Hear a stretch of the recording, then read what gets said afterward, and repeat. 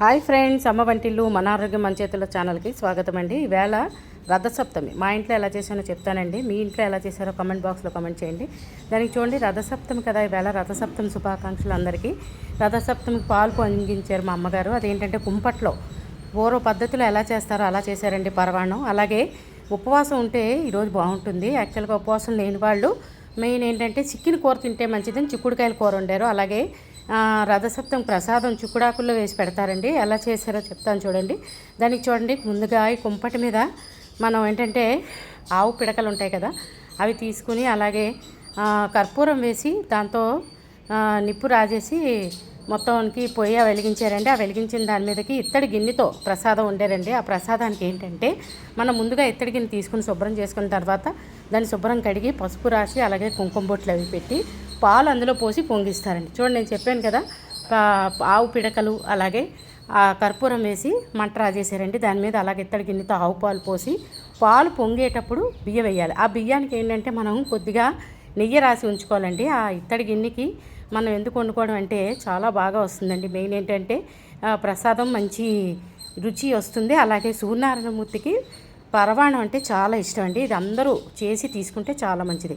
అయితే ఈరోజు ఉపవాసం లేకపోతే అంటే ఉండలేని వాళ్ళు ఉంటారు కదా, వాళ్ళకి ఏంటంటే చికెన్ కూర తింటే చాలా మంచిదని చెప్తూ ఉంటారు.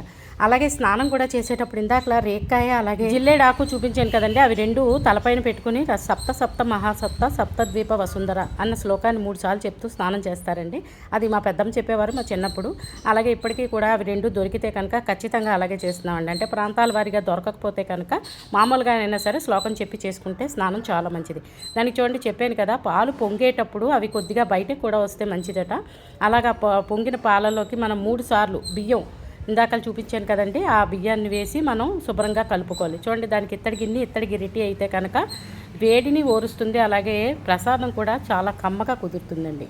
అలాగే ప్రసాదాన్ని మధ్య మధ్యలో కలుపుతూ మొత్తం ఉడికే వరకు బెల్లం వేయకూడదండి. ఎందుకంటే పాలు వేసిన ప్రసాదం ఎప్పుడైనా సరే బెల్లం వేస్తే కనుక విరిగిపోతుందండి. మొత్తం తయారైపోయిన తర్వాత వేడి మీద బెల్లం వేసేస్తే కనుక కరిగిపోతుందండి. ఆ నిప్పులు వేడికి మొత్తం ప్రసాదం అంతా దగ్గరగా అయిపోతుంది. మరి పొయ్య మనం ఏంటంటే రాజేయక్కర్లేదు.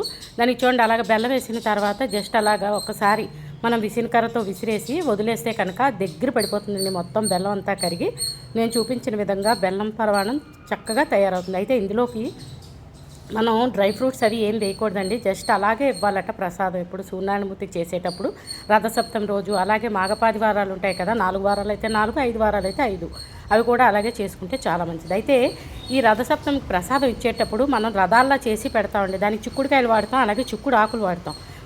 ప్రసాదం వేడిగా ఉన్నప్పుడు ఆ చిక్కుడాకులు వేస్తే కనుక దాని ఫ్లేవర్ పట్టి మన ఆరోగ్యానికి మంచిదని అలా ఇచ్చేవారేమో మరి పూర్వం. అదే పద్ధతిని ఇప్పటికీ కూడా ఆచరిస్తున్నామండి. అలాగే మనకు పిల్లలకు కూడా తెలియాలంటే ఈ ట్రెడిషనల్ వాల్యూస్ మనం చేసినవి చూపిస్తే కనుక చాలా మంచిది కదా అని వీడియో షేర్ చేస్తున్నానండి. చూడండి, చిక్కుడుకాయలతో రథం ఎలా చేయాలో చూపిస్తున్నాను. దానికి అలాగా మనం అయితే టూత్పిక్స్ కానీ లేదంటే మనం వాడని చీపురు పుల్లలు ఉంటాయి కదా, కొబ్బరి పుల్లలు కొత్తవి, వాటితో కనుక మనం రథం చేస్తే చాలా మంచిదండి. ఆ చిక్కుడుకాయలు అలా తీసుకుని నేను చూపించిన విధంగా పుల్లలు గుచ్చితే కనుక రథంలాగా తయారవుతుందండి. చూడండి, మనం అలాగా రెండేసి తీసుకుని పుల్లలు గుచ్చి మధ్య మధ్యలో పువ్వులు కనుక పెడితే కనుక మరి దేవుడికి ప్రసాదం ఇచ్చేటప్పుడు మనం పువ్వులు అవి గుచ్చితే బాగుంటుంది కదండి. అంటే ఏంటంటే దేవుడు ప్రసాదానికి మనం పూజ చేసినట్టుగా అలాగా దానికోసం కొంచెం డెకరేషన్గా ఉంటే కనుక బాగుంటుందని చెప్పి అలా పువ్వులు గుచ్చానండి. అక్కర్లేకపోయినా పర్వాలేదు, పువ్వులు జస్ట్ చిక్కుడు కాయలు కూడా అలా గుచ్చి రథంలా చేసుకోవచ్చు. దానికి చూడండి, అలా 4 తయారు చేసిన తర్వాత వాటికి 4 పిల్లర్లాగా అలా పెట్టి మొత్తం దాన్ని అలా అమర్చిన తర్వాత మళ్ళీ పైన జస్ట్ రథానికి టొపేరల్లా ఉంటుంది కదండి, డూములాగా, ఆ డూముకి మనం ఏంటంటే మళ్ళీ దాన్ని కూడా ఆ 2 అలా కలిపిన వాటిని ఈ పెట్టిన చిక్కుడుకాయలకి అలా గుచ్చితే కనుక రథం షేప్లో వస్తుంది. చూడడానికి చాలా బాగుంది కదా. ఈ రథం మధ్యలోకి చిక్కుడుకాయలు వేసి మనం ప్రసాదం పెట్టుకుంటే దేవుడికి చాలా బాగుంటుంది. లేదు అలా చేయలేని వాళ్ళు ఇందాక రెండేసి చిక్కుడుకాయలను గుచ్చాం కదండి, అలాగా కూడా సింపుల్గా కూడా చేసి దాని మీద అయితే చిక్కుడుకాయ వేసి ప్రసాదంగా పెట్టడం మా చిన్నప్పటి నుంచి చూసామండి. కదండి, అదే ఇప్పుడు కూడా ట్రై చేసి మనం చేస్తే కనుక చాలా మంచిది. దాన్ని చూడండి అలాగా చాలా సింపుల్ కదండి. జస్ట్ ఆ చిక్కుడుకాయలకు అలా పుల్లగుచ్చి మనం ఆకు వేయడమే కదా, ఆకు మీద వేడి ప్రసాదం వేసి తీసుకుంటే దాని ఫ్లేవర్ మెయిన్ ఆకు తాలూకా ఫ్లేవర్ పట్టి తీసుకుంటే కనుక ప్రసాదం ఆరోగ్యానికి మంచిదేమో, అందుకే పెద్దవాళ్ళు అలా చెప్పి ఉండొచ్చండి. దానికి ఆ చిక్కుడాకు మీద ప్రసాదం వేసి తీసుకుంటే చాలా మంచిది. అలాగా రథం చేయలేని వాళ్ళు ఇలా సింపుల్గా కూడా పెట్టి ఆకులతో ప్రసాదం తీసుకుంటే చాలా మంచిది. అయితే ఈరోజు ఈ పూజ నేను మా మదర్ వాళ్ళ ఇంట్లో చేశానండి. అంటే మామూలుగా మా మదర్ని చూడడానికని వచ్చాను. మా మదర్ని చూడడానికని వచ్చినప్పుడు మా మదర్ ఇవన్నీ చేస్తున్నారు. దాంతోపాటు మా మదర్ అయితే ఆమె మహాలక్ష్మి పీట దగ్గరే చేశారు. నేనైతే ఇది తులసి కోట దగ్గర చేశానండి. తులసి కోట ఇప్పుడు మనకు బయట ఉంటుంది కదా, అంటే సూర్యనారాయణమూర్తి ఎదురుగుండా ఉండేలాగా ఉంటుందని చెప్పి మా మదర్ తులసి కోట దగ్గర చేయమన్నారని తులసి కోట దగ్గర నేను చేశాను. మా అమ్మగారి మామూలుగా రోజు దీపం పెట్టుకునే దగ్గర మహాలక్ష్మి పీట దగ్గరే పెట్టారండి. ఆ పూజ అలా చేసాము. దానికి చూడండి, దానికి ఏంటంటే ఎర్రక్షంతలు ఉండాలంట. ఈవేళ బియ్యం మనం ఇందాకలా ప్రసాదాన్ని కలుపుకున్నాం కదా నెయ్యితో, దాన్ని కొంచెం ఎప్పుడు పసుపు కాకుండా ఈవేళ కుంకుమ వేసి కలుపుకోవాలట. ఆ బియ్యం మనం అలా అక్షంతలుగా చేసిన ఎర్రక్షంతలు దాని మీద అలా కొంచెం వేసుకున్న తర్వాత చెప్పాను కదా, వేడి ప్రసాదాన్ని ఆకుల మీద తీసుకుంటే కనుక ఫ్లేవర్ పడుతుంది. మనం పూజ అంతా అయ్యేసరికి ఆకు అంతా కలర్ ఆబ్వియస్లీ మారుతుంది కదండి, వేడిది వేసాం కాబట్టి. ఎందుకంటే మన అరిటాకు మీద కూడా భోజనం అందుకే కదండి చెప్తారు శ్రేష్టమైనది అని, దీనికి కూడా అలాగే అయ్యి ఉండాలి. దానికి చూడండి అలాగా పూజ చేసుకున్న తర్వాత మనం ఆ ప్రసాదం తీసుకోవచ్చు. నేను చెప్పాను కదండి తులసి కోట దగ్గర చేశానండి. ఆ తులసి కోట దగ్గర మనం ముందుగా దీపాలు వెలిగించుకుని నిత్య పూజా విధానం ఎలా అయితే చేసుకుంటామో అలా చేసుకుని ప్రసాదాన్ని దేవుడికి నైవేద్యంగా సమర్పించి ఈ ప్రసాదాన్ని మనం ఇంటిల్లిపాది తీసుకుని అలాగే మనం ఎవరైనా మనకి తెలిసిన వాళ్ళకు కూడా ఇస్తే చాలా మంచిది. దాన్ని చూడండి అలాగా పూజ చేసుకున్న తర్వాత మనం ఆ ప్రసాదాన్ని దేవుడికి సమర్పించి మనం తీసుకుంటే చాలా మంచిది.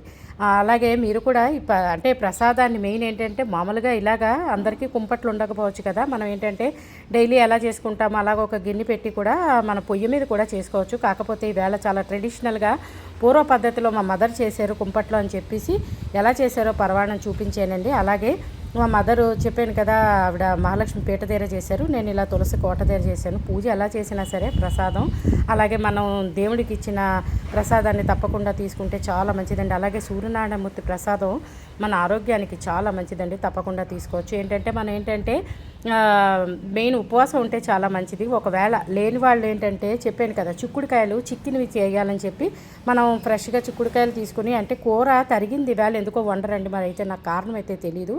ఈసారి కనుక్కొని తప్పకుండా ఇంకోసారి ఏదైనా వీడియోలో తప్పకుండా ఆ చికెన్ కూర ఎందుకు తినాలో చెప్తానండి.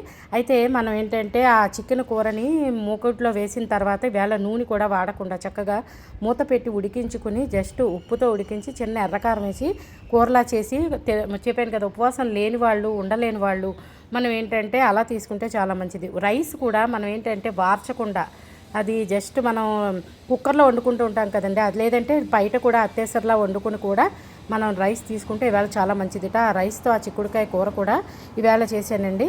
అదేంటంటే రెండు అలాగ ప్రసాదం తీసుకున్న తర్వాత ఆ రైస్ తినలేని వాళ్ళు అలా తినొచ్చు. లేదు కదా చెప్పాను కదా, మనం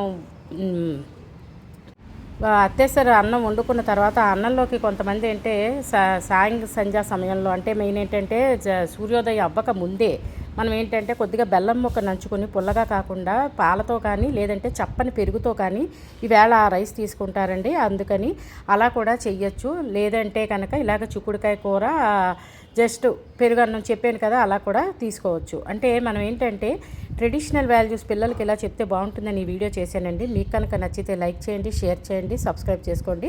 ఆల్రెడీ చేసుకున్న వాళ్ళైతే ఫ్రెండ్స్తో రిలేటివ్స్తో తప్పకుండా సబ్స్క్రైబ్ చేసుకోండి ఫ్రెండ్స్. మరిన్ని ఆరోగ్యకరమైన వంటలు కానీ ఇలా ట్రెడిషనల్గా ఫెస్టివల్స్ అవి ఎలా చేసుకోవాలో కానీ వీడియోలు నేను చేసినవి మీకు చేరాలంటే నా ఛానల్ సబ్స్క్రైబ్ చేసుకోవాలి కదా. కొత్తగా చూస్తున్న వాళ్ళు తప్పకుండా అమ్మ వంటిల్లు మన ఆరోగ్యం మన చేతుల్లో ఛానల్ని సబ్స్క్రైబ్ చేసుకోండి.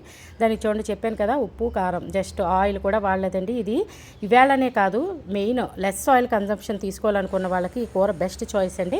అంటే ఇలా తీసుకుంటే కనుక మన ఆరోగ్యానికి చాలా మంచిది కదా. చూడండి అలా వేడివేడిగా తీసుకోవచ్చు, లేదంటే బాక్సులు కూడా మనం లంచ్ బాక్స్ కూడా కట్టుకోవడానికి బాగుంటుంది. చూడండి ఇవాళ మెయిన్ కుక్కర్లో వండితే కనుక మనం వార్చం కదండి, అందుకే వార్చిన అన్నం తినకూడదు అన్నాను కదా, అలా కూడా తీసుకోవచ్చు. అలాగే బియ్యం కడగకుండా అన్నం వండుకోవాలి ఇవాళ. అలా తీసుకుంటే కనుక మన ఆరోగ్యానికి చాలా మంచిది. అంటే ఆ ఒక్కరోజు అట్లీస్ట్ కొన్ని ట్రెడిషనల్ వాల్యూస్ ఆ రోజుకైనా పాటిస్తే కనుక చాలా మంచిది కదా. మీరు కూడా మీ ఇంట్లో రథసప్తమి ఎలా చేశారో కామెంట్ బాక్స్లో కమెంట్ చేయండి. Thanks for watching. అమ్మ వంటిల్లు మన ఆరోగ్యం మన చేతుల్లో. చెప్పాను కదా, మా అమ్మగారు మహాలక్ష్మి పీట దగ్గర, నేను తులసి కోట దగ్గర ఈ పూజ చేసామండి. చాలా బాగా ప్రసాదం అయితే చాలా బాగా కుదిరిందండి. మీరు కూడా ఇలా ట్రై చేయండి. Thanks for watching.